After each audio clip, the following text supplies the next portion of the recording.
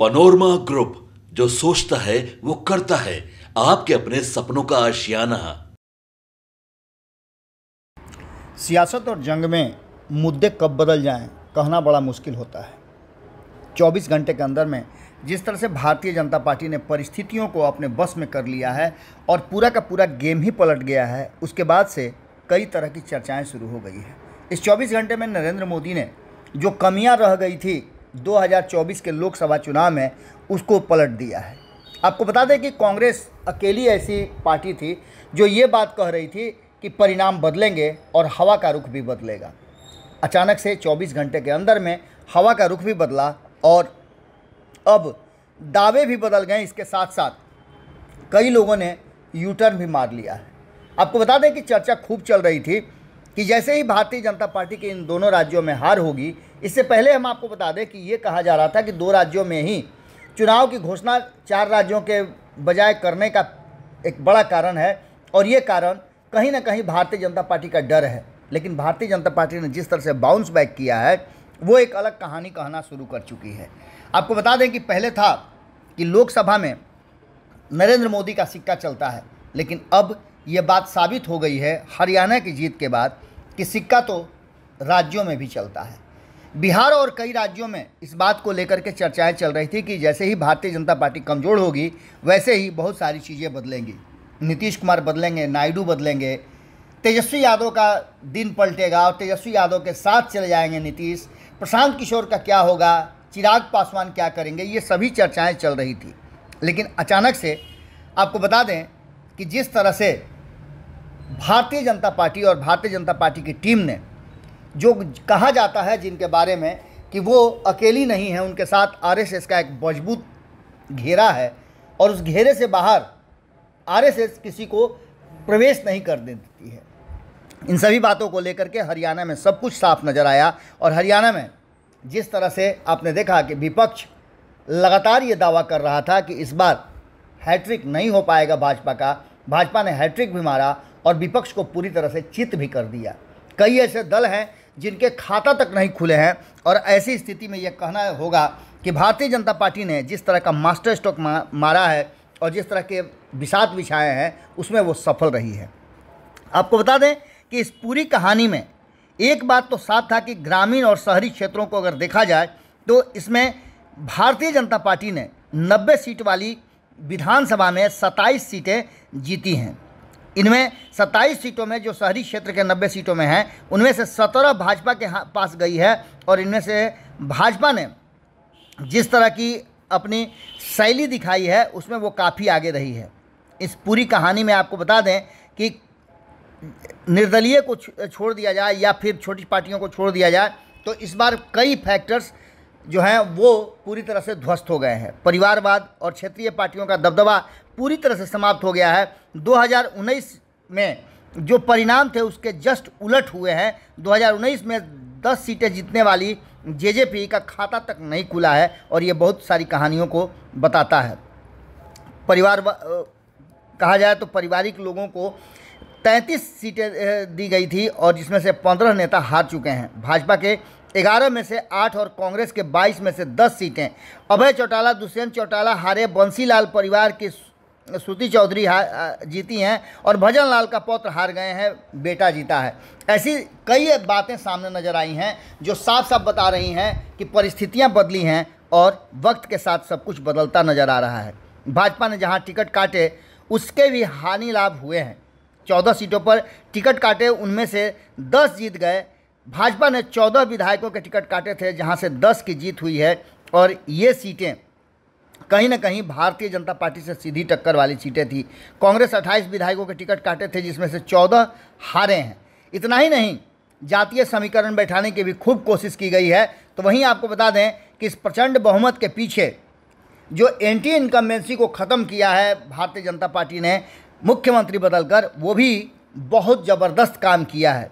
इतना ही नहीं, निकाय चुनाव में 8% आरक्षण दिया गया, क्रीमी लेयर 6 से 8 लाख रुपए की गई, सीएम फेस बदला गया। ये सभी चीज़ें कहीं ना कहीं भारतीय जनता पार्टी के पक्ष में गई और भारतीय जनता पार्टी को ये बात पता था कि इसके फ़ायदे उन्हें मिलेंगे। कहा तो ये भी जा रहा था कि अग्निवीर योजना को लेकर के इन क्षेत्रों में काफ़ी लोगों में रोष है लेकिन आपको एक बहुत महत्वपूर्ण बात बता दें कि इस बार जिस तरह से युवाओं ने भी भारतीय जनता पार्टी का साथ दिया है, जिस तरह का माहौल दिखाने और बनाने की कोशिश की जा रही थी, वो बिल्कुल ही अलग था।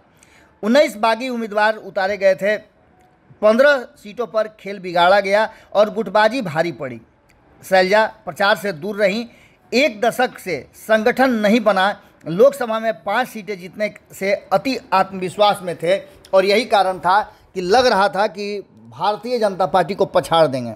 इतना ही नहीं, कई ऐसी सीटें थीं जिसको लेकर के कहा यह जा रहा है कि इसमें भारतीय जनता पार्टी को हराने के लिए रणनीति भी बनाई गई थी। लेकिन आम आदमी की बात कर लें, इनेलो की बात कर लें, जेजेपी की बात कर लें, सभी चित हो गए हैं। जो वर्तमान परिस्थिति बनी है उसमें एक चीज़ तो साफ है कि इसमें जो जातीय समीकरण की बात हम बता रहे थे, इसमें SC 8 जाट बेल्ट की 13 सीटें भाजपा को मिली है।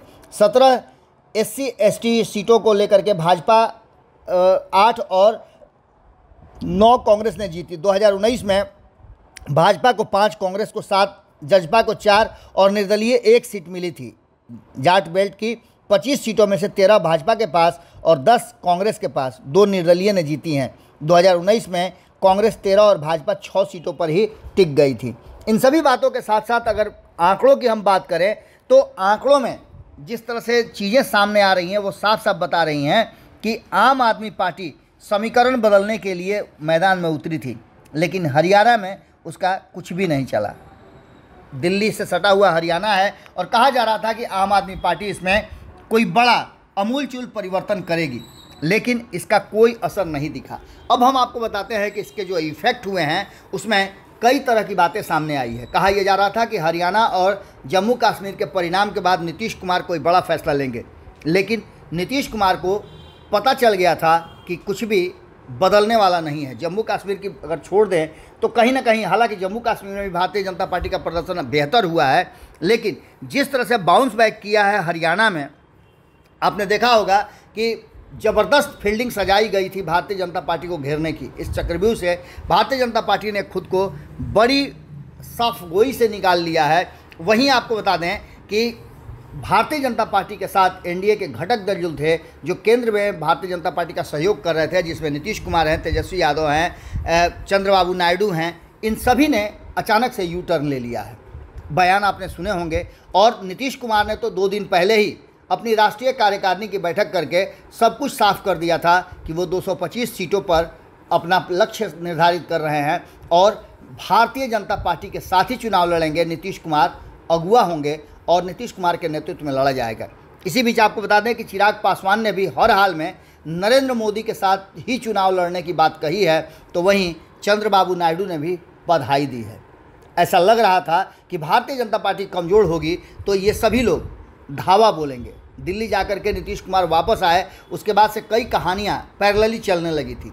कहा यह जाने लगा था कि नीतीश कुमार की बातचीत हो गई है और आगे की रणनीति सेट की जाएगी, लेकिन हरियाणा को साधने के साथ साथ भारतीय जनता पार्टी की ये नई टीम, जिसको लेकर के संशय की स्थिति पैदा हुई थी कि लोकसभा में बहुमत नहीं प्राप्त करने वाली ये टीम कमज़ोर हुई है, लेकिन जिस तरह से इस टीम ने अपना प्रदर्शन किया है वो साफ साफ बता रहा है कि आगे भी जो महाराष्ट्र के बारे में और झारखंड के बारे में कहा जा रहा है कि वहाँ परिणाम बदल सकते हैं, भारतीय जनता पार्टी वहाँ भी पूरी मजबूती के साथ चुनाव में आ सकती है, जिस तरह का प्रदर्शन उसने हरियाणा में किया है। अब देखना दिलचस्प होगा कि जो वर्तमान परिस्थिति बनी है उसके क्या परिणाम आते हैं। परिणाम तो साफ साफ नज़र आ रहे हैं कि नीतीश कुमार वर्तमान परिस्थिति में कहीं नहीं जा रहे हैं, तो वहीं चिराग पासवान भी बड़ी मजबूती के साथ नरेंद्र मोदी के साथ खड़े हैं।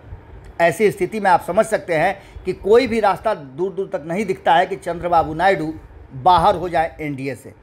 इस परिस्थिति में विपक्ष को एक बड़ा झटका लगा है और ख़ास करके बात राहुल गांधी की करें तो राहुल गांधी की पैरोकारी करने वाले और उन्हें सरताज घोषित करने वाले, राजा बताने वाले जितने भी लोग हैं, जितने भी विश्लेषण हैं, जितने भी जो एग्जिट पोल आए हैं, वो सभी चारों खाने चित हो गए हैं। अब देखना ये होगा कि क्या कुछ निकल के सामने आता है और भारतीय जनता पार्टी इस जीत को कैसे आगे भुना पाती है। एक बात तो तय है कि एनडीए एक बार फिर से कुछ समय के लिए शांत और एकजुट नज़र आएगा, जिसमें नीतीश कुमार, चिराग पासवान, चंद्रबाबू नायडू और जो भी दल हैं उनमें किसी तरह का कोई भी वर्तमान में तो ऐसा नहीं लगता है कि कोई ऐसी भावना उत्पन्न हो और ऐसी बात सामने आए।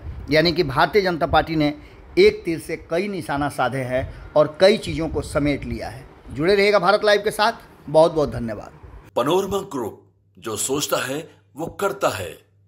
अगर ये वीडियो पसंद आई और वह बिहार के राजनीति और बिहारियत से सरोकार रखेनी तो सब्सक्राइब बटन दबा के चैनल के सब्सक्राइब कर ली। ओजे एगो घंटी बा, ओकरा बटन दबा देला से कुल सटीक और मारक खबर रुआ मुफ्त में मिल जाई। अगर रुआ पत्रकारिता के हमनी के नया प्रयोग में सहयोग कर चाहतानी तो ज्वाइन बटन दबा दी। पेटीएम नंबर नोट कर ली 9386816700। धन्यवाद।